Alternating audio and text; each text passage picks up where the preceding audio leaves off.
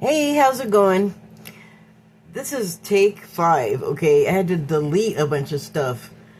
I am having just like, I have put 2 new SD cards in this phone, and it just keeps saying the storage is all full. And the cards I know are new because every time I tried to use them in other phones, they didn't work.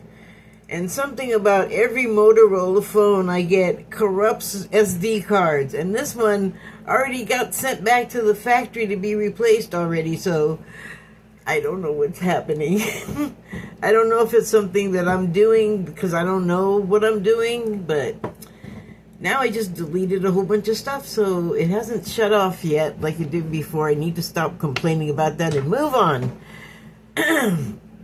The thing that I've been trying to talk to you about is something related to a larger subject that I started writing a piece on, and then I had to stop because I need to let it gel more. But this is adjacent to the subject, and I just feel like, especially right now, it's one that we should are probably already just thinking about it. So, but here's what I want to talk about today. I have this caregiver, and she's a Trumper, and I'm not. And so, I discovered this. I learned about this when we were on our first day together, and we had gone to the local Walmart so I could shop. And, the prices had gone up like 2/3 more than they were the last time I was there, which was a month before or whatever. And I was like, damn it, this is Trump's fault. And she like lunged at me, she just was flying in from the side of me, and like her face was like right here. It was very angry. She's like, it's not Trump's fault, it's the corporations. And I'm like, you don't know he's hand in hand with those people? But just to myself, because I was like, wow, people think I'm volatile. But I was just all, okay. And I was like, okay, that's been established. So I just kind of let it go. And we don't talk about politics. Like it has gone fine since, like we'll be talking and whatever, and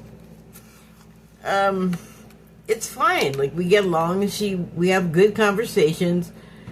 Just because she, likes the guy, doesn't automatically make her horrible, right?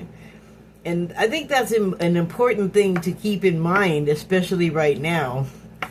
I see a lot of people, going with their beliefs, which is fine, but where they go with those takes them to kind of violent places and intolerant places. And so I think it's important to, when you can,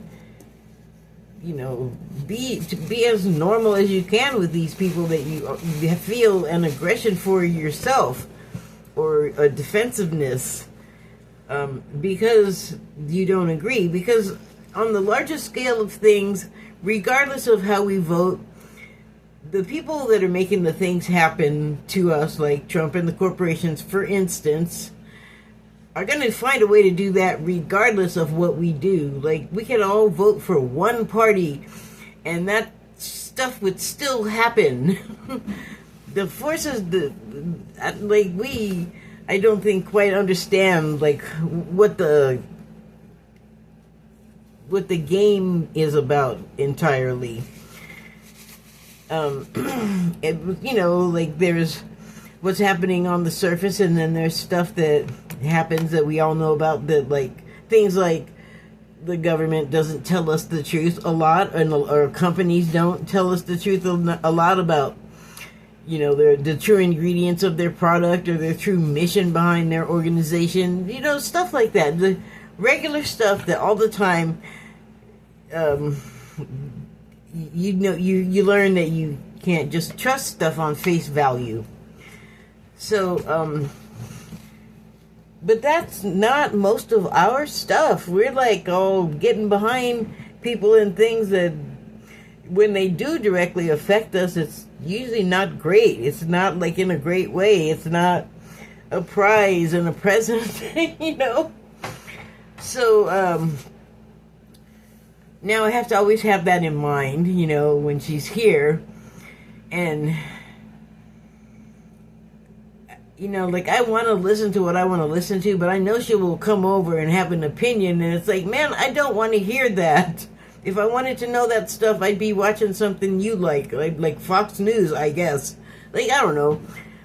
She must watch something or listen to something because she definitely has opinions, and they don't just come out of the sky.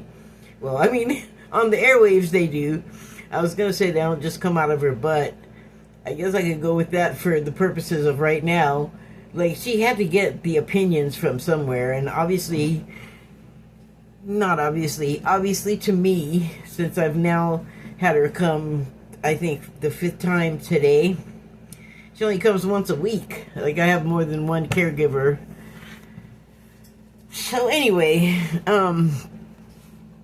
today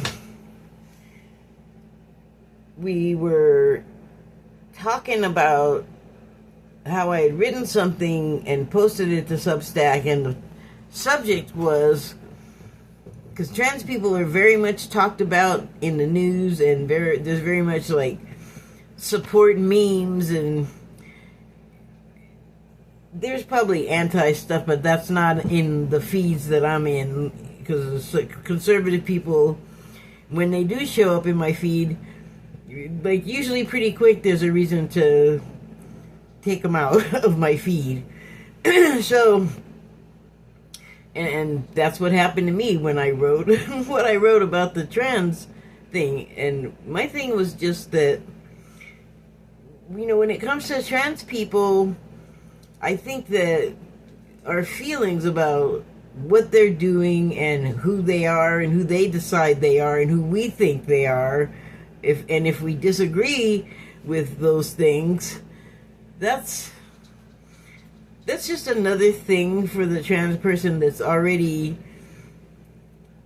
It's not easy to be a person that's wearing a male body and you're not a dude. Like, if you're aware of it and you're like trapped in there, like, I don't think people really look at it from that angle very much, that are against trans, against the idea of people being trans. And so what I was writing about was that I don't think that's the point, but I think what's happening and why that I feel like people are freaked out, and it seems like there's more of them. And I talked about how I don't know that that's the case. We just tend to focus on things, or we get our focus turned onto things, like groups, or like it'll be like gay people, or it's men. Like, you don't hear much about like, get the lesbians out of here. Like, it's always men. For whatever reason. So that, I mean, why is it men? Why is it always men? Who has the most problem with gay men? Men. So, or else it's trans, you know, or else it's black people, or it's, you know, brown people. There's always like some person that gets some group of people that our attention gets directed to them for either like being helpful or harmful. And I was saying that when I was a kid, there were always people that were men, obviously, but you knew they weren't like, I guess, manly men. And I'm talking about when I was younger than I would even have had terms for it. Like, manly man would have come later, you know, or, you know, whatever the feminine kind of, it would have been more of an insult type of a term in the late 60s and 70s that I was growing up in. It's just the way people carelessly spoke about other people, and they still do it, you know, but the difference is I didn't really notice so much of it being like an uproar with people. And I was young, but like around the ages between like 4 to 8 was when I would have been noticing this sort of thing. And there wasn't a lot of talk about it. And I said, and I know that not because I was, privy to the adult conversations or included in them. That was discouraged. Like talking until you were allowed to. When I was growing up, when I was small, that was encouraged. Like you just had to sit there and act like you had your mind on other things, and like you didn't overhear the adults. That was frowned on. But the thing was, I didn't live in these spacious accommodations where I was 6 rooms away from where the adults were having the adult conversations. They were only like a room or 2 away. You could hear. And I didn't hear them. They talked about all kinds of stuff that was happening, but not those things. Like identity politics was not, like, I didn't hear it until I was much older. So the way we do today. And so, and then I was also talking about how there were like non-binary types or neurodivergent people that you just, I remember just looking at them and going, there's something happening there different from like the masses.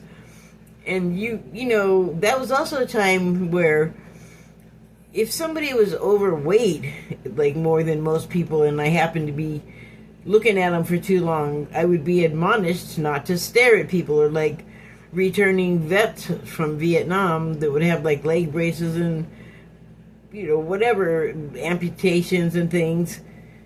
You weren't to stare at them, and I was told, like right there in front of everybody, like, get your eyes down, it's not polite to stare. And that's kind of just how the way the world was, as opposed to now, where everybody just says anything. And I think, I don't know what was going on, but I wish more of it was happening today, where everything wasn't everybody's business to get mad about. So today, I'm in my living room talking to the caregiver, and I was saying that the other thing I was talking about in there, that piece that I wrote, was that I think what's happening and why there seems like there's more of them, or like there may be more incidences of people turning out to be trans of all ages, because people will tell you if they're homosexual or trans that they knew, like, as soon as they were able to start thinking about themselves in a way, like, as a self, like self-examination, like they knew early on. So the people that like don't believe in it and disagree with it, it's like, how can you even say that? That's like disagreeing with your allergy to peanuts. It's that level, like, human thing. Like, it's like part of your DNA, like you woke up that way. It's like very intolerant, and so I have a hard time with it. And I said, the reason I think we are noticing them so much right now, and it seems like there's so many of them, and it seems like the conversation is overwhelming. Now, the trans people themselves, I don't think they're the problem.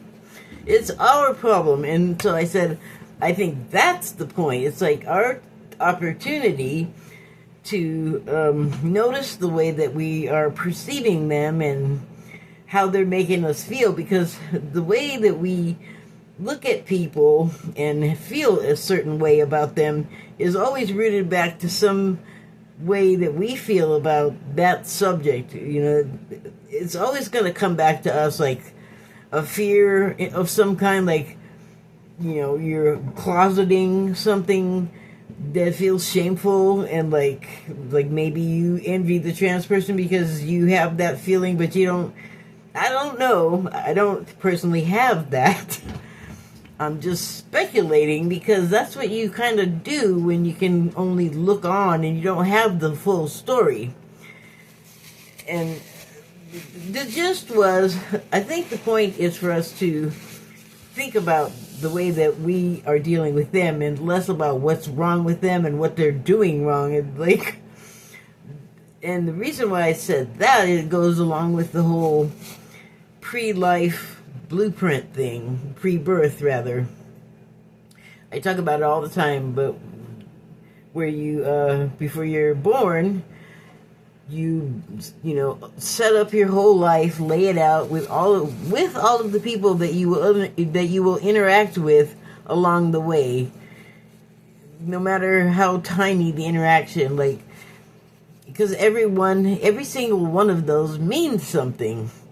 And that's where I get the idea that, like, maybe what we're not supposed to be doing is finding fault and finding what's wrong with them, and seeing that because we think that there is a fault or something wrong, that it roots back to us. Like, well, why do we feel that? Like, what gives us the right? Or however you would approach it, And so I was telling her that it wasn't well received, and she says, okay, I guess I get that. So then we get further into the discussion about how I had written another piece about that the pre-birth plan thing, that it's like a coping mechanism for me when things get really heavy and ugly, like war and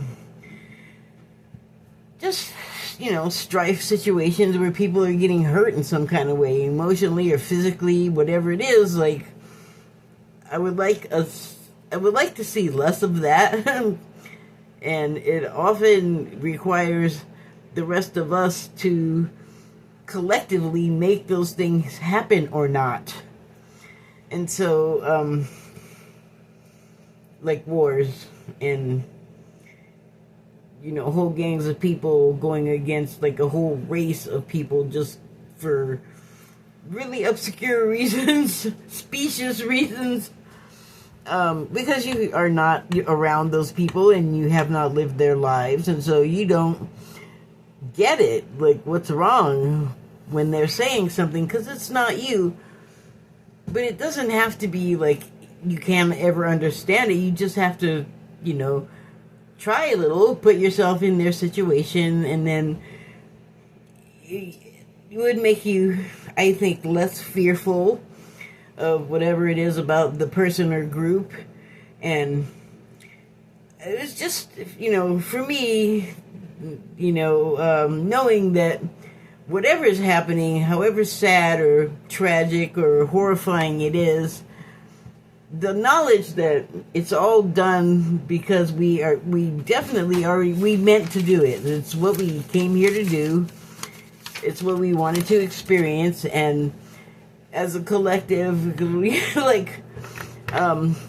there were just recently some politicians murdered in Minnesota, and so that's receiving a lot of attention and getting a lot of people's feelings worked up in all kinds of ways. And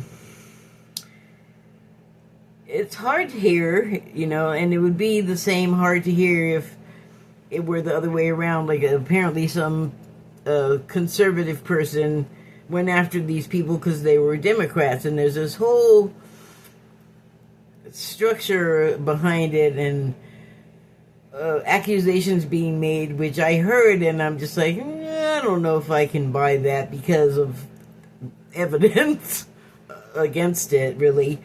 But we'll see, I guess. I could be wrong. But the point is like, people are out to get these people because they believe this thing, and it's like, well, I don't know if maybe that's not the right reaction, because they're here to do like a plan, like be above and beyond like our everyday life stuff, and it does take a level of effort to be able to sort of have this duality all at the same time to your the way you consume reality, I guess. But it's hard. Like in one of those pieces I wrote, that it's that dream where you actually do die in real life if you die in the dream. Like if the life we're living right now, just on like that level, that's the whole thing. And you get hurt and you die, then yeah, you really die. But on the flip side of that is that it's also like you can reincarnate, and it's like a game, like an online game or a RPG or what is the one where you can run over hookers with a car? Something auto. It has many versions now, but when that first came out, I was like, Jesus, that's gnarly. Like, you can just run up on people and just be all killing them. Or someone can kill you in the game, but you just come back because you have another life. Well, in, like, the reality that we live in on this side of the screen, like I said, you have, like, what you're doing, like, actively right now in the present, but there's all these other levels, to it. And so, like, you can still refer back to the pre-birth thing where you planned out your life, where all of the stuff is happening, and everybody that's here with you, by the way, had also a plan, and there's this intricate agreement that we've all made before we, like, came here and started living, to live out these things this way. And yes, in a lot of cases you have some autonomy, you can diverge from the plan, but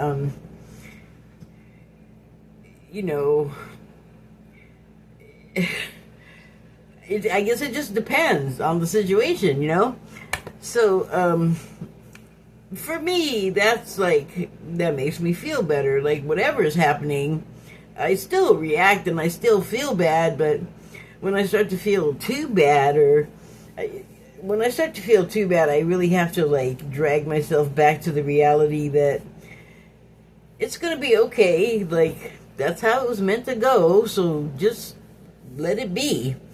Or for people that are, like, religious, it's God's plan, don't get in the way of it, because it's a different way of saying the same thing to me. And I'm not of the belief that God just makes random things happen in our lives.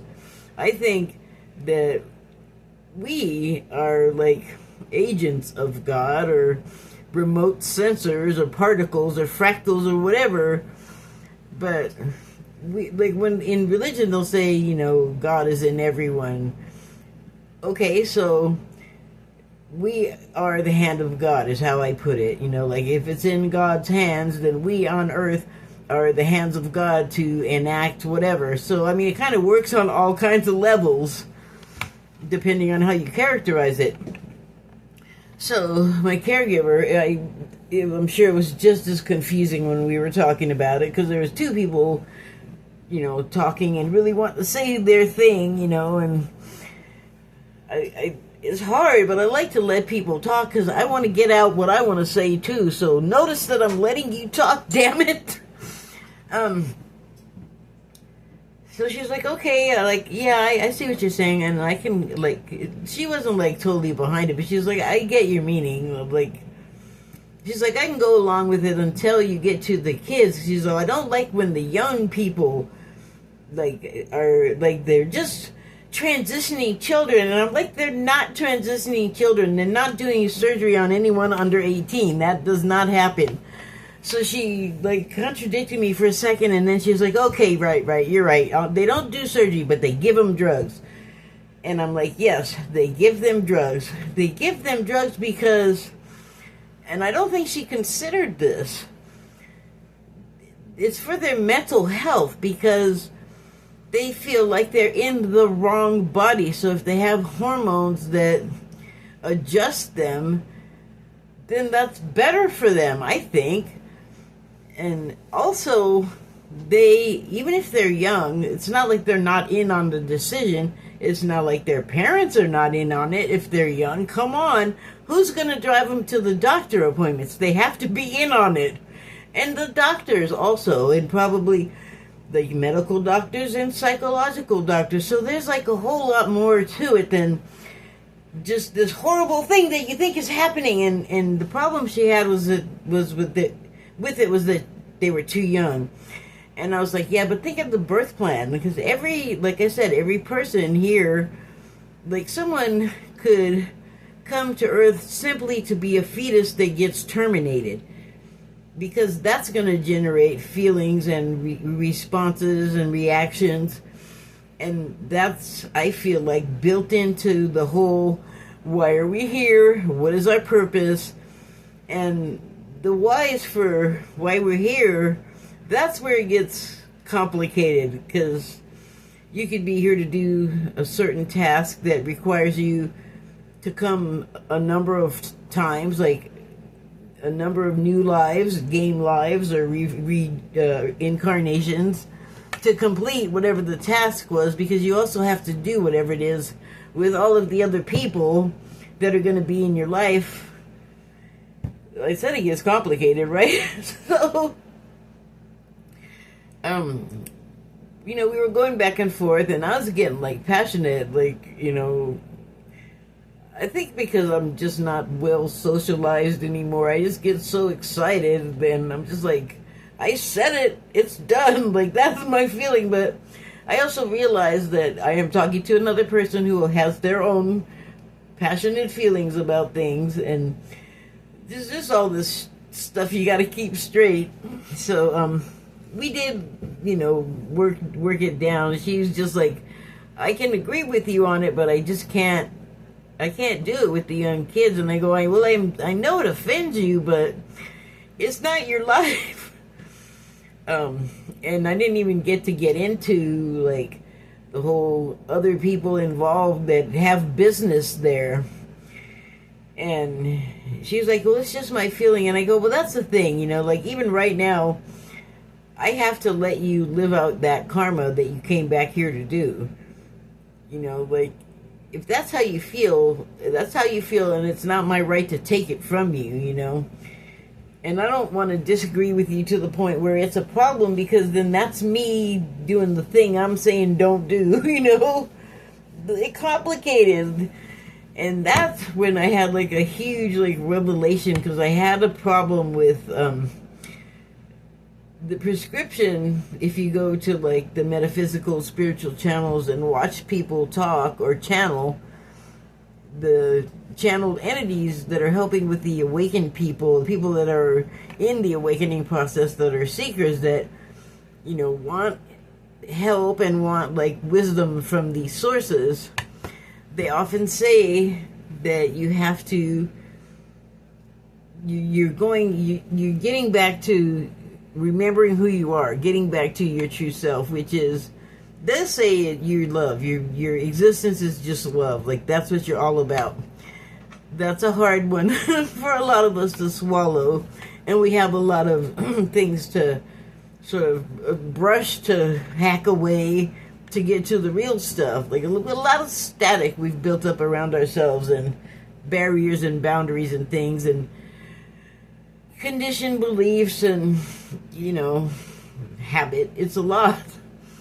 But if you are a seeker and you're wanting to advance your awareness and keep your vibration high, then you go looking for information. So a lot of times what they'll prescribe or advise is to, see, I wrote it down. Well, it doesn't even matter. They will always tell you, like you have to, like, what you're doing, you need to find your way back to yourself. Get to know your real self again, who you really are. And kind of talking to this person and thinking about it brought me around to that realization that that's what they mean by, oh, this was the thing, watch your words and thoughts. And I was like, well, that's going to be hard, because they're like all the time immediate and just blah, blah, blah, it's like out even in my head sometimes before I can even think about, putting the pause button on. But eventually, if you're focused on it, you get into the habit of learning to take that moment to stop and think. And the reason why it brought me to that, because of the conversation I was having with this person, was that I think my concern with her, like, letting it go, regardless of if it's a child or not, you can't take that part of their birth plan away from them, and she's not there to do that. Like, if she was, like, in arm's length of this person that she feels is, I think she feels like they're in danger. Like, the decision for this child and their family and their doctor and everybody that are sort of in the room and in the family that can make that decision, and they were being hurt and she was there, then that'd be a different thing. But this is not that. This is like a controlled situation, lots of adults in the room, people that have a dog in the game or a child in the game. It's not your life, basically. But I didn't say that to her, because what ended up happening in the conversation is we just kind of like backed down. Like, when I admitted that, like, I was getting to a point where I was like trying to stop her from having her opinion and her feeling, she was like, okay. And then we just started talking about other things, but I didn't stop thinking about it. Because if you insist on having a strong feeling about something, this I know I wrote down. Let me grab it. Because I think this is a real thing that can be observed. And it was, you think it's affecting, let me try this again, because I want you to understand it the right way. You think it's affecting someone, somewhere, somehow. The power of your thoughts and your passion and your conviction can be felt. You can direct that at people. And I know she knows this because she also reads tarot cards. And you have to understand, when you read them, you start using them, that they will start to talk to you. You will be able to interpret things through them. And that's a sense that you're using. And so I said, if you can do that, then you can, haven't you ever heard people say, I feel like, or you're thinking about someone and it makes a connection with the person that you're thinking about. And so, that was what made me it gave meaning to watch your thoughts and your words.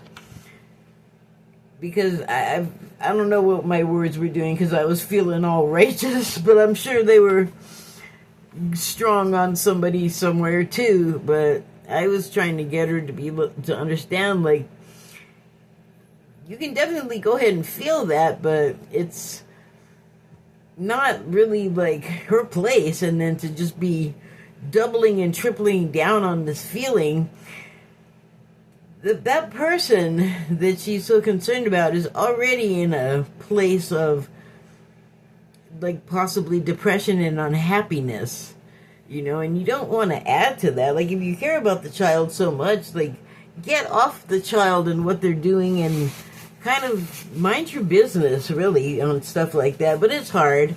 I know, I'm just saying all of that, and it's not really going to change anybody's opinion. Like, people are just going to think what they think anyway, but I just felt like it needed to be said. And also the fact that, like, you can talk to people that are Trumpers, and if you're not, like, I keep coming across this question on social media where people are saying, would you feel any different about someone, or would you date, like, different variations, or would you date someone that you know is a conservative or a Trumper? And I answered one the first time I was on Substack, because they asked, like, does it make a difference to you if someone is a Trumper? And I say, kinda, because I have to think about interacting with them in a different way. Like, if I don't want to be in an argument with this woman that's my new caregiver every time we're together, I'm not going to talk about Trump stuff that I'm against, because she does not want to hear that.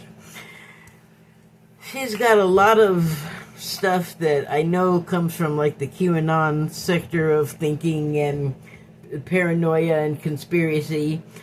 And my thought on that is a lot of the stuff like that can be true. Like, I probably come across more like one of them online than I do someone who's a progressive, but that's what I feel like I am, because I'm definitely a lefty, but I'm not a liberal, which I feel like is a centrist that are actually closet NIMBY.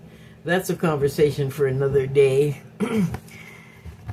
But I feel like they are everywhere, and I think a lot of times you are interacting with someone with different beliefs politically that you don't even necessarily know it if you don't start talking about that. And I think that you miss a lot of good people in conversations being all, I can't talk to them ever, I can't be a friend with them. I feel like that says not great things about you if you're going to be that absolute about just abandoning another person, because yes, they can be irritating and aggressive and some even dangerous, but that's not untrue of everybody else also. I don't know, I guess I just wanted to relate that to say that, like, don't just give up on people, because we need each other. We just don't realize how much right now, or we forgot. So okay, I'm gonna go ahead and go through the cards and see what they had to say about all this. So it's the Gemstone Whispers deck, and the card is Carnelian. I love that stone. I think it's beautiful, like ember inside, like a hot coal. Coal, not gold. It's my fake teeth. I can hear that they're... I'm glad I'm not using voice to text right now, because it would not be saying what I'm actually saying. Anyway, this card says, the subtitle is Explore. 20 years from now, you will be more disappointed by the things that you didn't do than by the ones you did do. So throw off the bowlines, sail away from the safe harbor, catch the trade winds in your sail, explorer, dream, discover. Okay, so don't be afraid to conquer the 7 crazy seas of making nice with manga, I guess. So the next card is Amethyst, lovely soothing purple, and also soothing stone, now that I think of it. Like, specifically, that's the reason to have these particular ones on hand. Subtitle on this one is Temperance, everything in moderation, including moderation. Well, temperance, what was I just saying? I'm not a moderate. Temperance, though, I think today was a magnificent demonstration of both of us showing temperance for one another and our beliefs, because I think it's not as easy to get someone to come spend a bunch of time with and, like, do a bunch of, like, work for, basically. I mean, that's what they do when they're here. They help me with housework and errands, of course, but lots of things that I either need help with or just can't do because of my current condition. And they want their hours, and they want to work someplace tolerable, so you make adjustments, and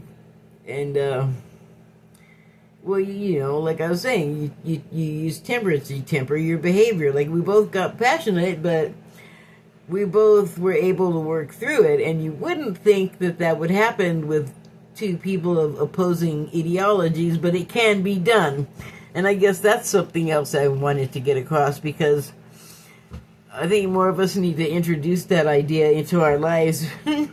Like, things might be ahead that would require us to be more convivial with one another. More, what is the word? Well, not polite, but civil. There you go. So, this card is zircon. I didn't know well, the ones I know are fake diamonds, so those are clear, but it is beautiful. It looks kind of like amber. The subtitle on this one is Memories. Remember who you are. And it says, memories warm you up from the inside, but they also tear you apart. Well, I mean, yeah.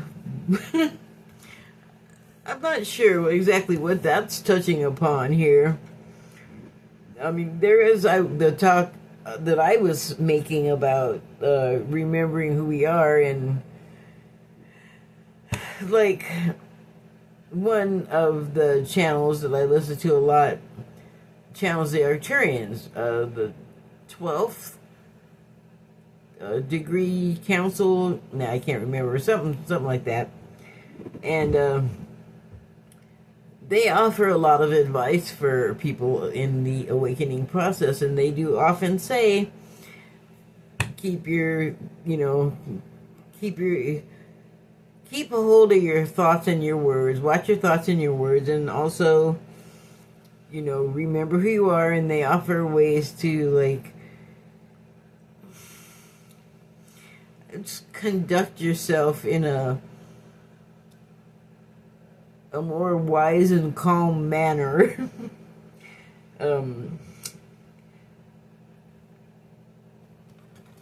I think, maybe when we're dealing with one another, maybe remember that the person we're dealing with, that we're arguing about something with, the things we are arguing about may not be like our own personal things. Like, we're getting all excited and worked up about like a football team or a political party, and both of those like sell us stuff, like sell us merchandise and overpriced seats to sit there and watch people exert themselves and sweat and maybe excel athletically too. But yeah, that's more their accomplishment and achievement. So getting in a fight about it with a person that likes another team in the parking lot because you're both drunk, because that's another something that's being sold to you at this thing that you're attending. Or maybe you're at home, enjoying it, and you maybe paid an expensive subscription and, bought a bunch of stuff for, like, feeding everyone for the event. Like, whatever it is, we get, like, all wrapped up into these things, and it's not even really our own stuff. And then we're going to fight about it? Like, we're going to put each other into the hospital or, give each other bruises about it? It's, like, not even our achievements, and I don't know, like, I don't like that. I think they're suckering us. So the next card is Larimar, Be Yourself. And Be Yourself is the subtitle. I thought that was weird. So here's the Larimar stone. I thought Larimar was a perfume when I was a kid. It might well have been, but it might have been just something similar. I don't know. It's not important. Well, I don't know. It might be. Hold on. Anyway, so the subtitle is Be Yourself, and it reads, Be yourself. Everyone else is taken. What was I just saying? Don't take on like the football team's thing and get into a fight about it, or go broke getting a jersey with somebody else's, a thing that somebody else owns, by the way. Anyway, And the last card is agate. Wow, I wish I had one that looked like that. I think I'm going to go next week to a park where there's a bunch of agates in the water, in the stream, in this park, and I'm going to see. I know a lot of people have gone there to hunt them. We'll see if there's anything left. The subtitle on this one is Fresh Start, and it says, as long as I am breathing, in my eyes, I am just the beginning.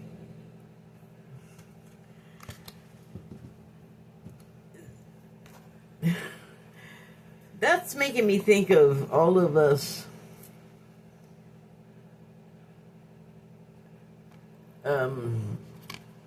at some point, and I'm like, it's getting kind of mixed up with the pre-birth period when we are not the selves we are here, where we are that entity that's like 99.9% love, I guess. Yeah, I can't even like seriously conceive of it.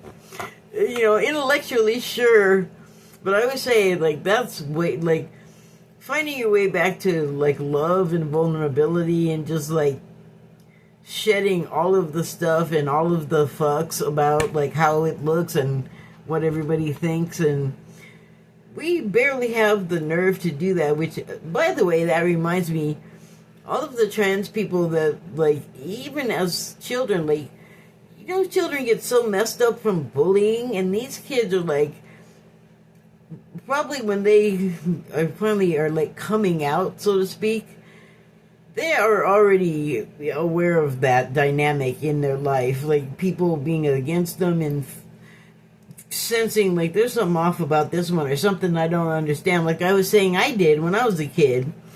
So if I wasn't trying to start fights with people about it, I was just curious, like, what's up over here?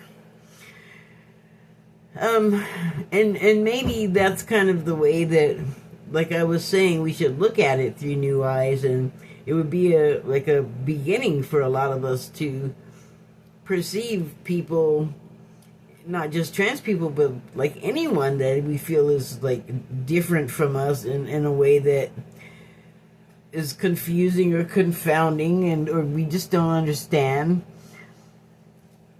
It's not, I don't think, something to hold against anyone. It's how they are, because that's how they came here to do, and or that's how they came here to be, and that's how they're going to do their time here, and that's what they're, you know, like, why am I here is all about. That's why you're here, is to go in the middle of everybody and be this different, divergent person, like, you know, nonconformist person, and just be there for everyone to sort of bounce off of, you know, like, you have the reactions and the feelings, and hopefully you come to a place where of understanding where you don't want to, like, chase the person down.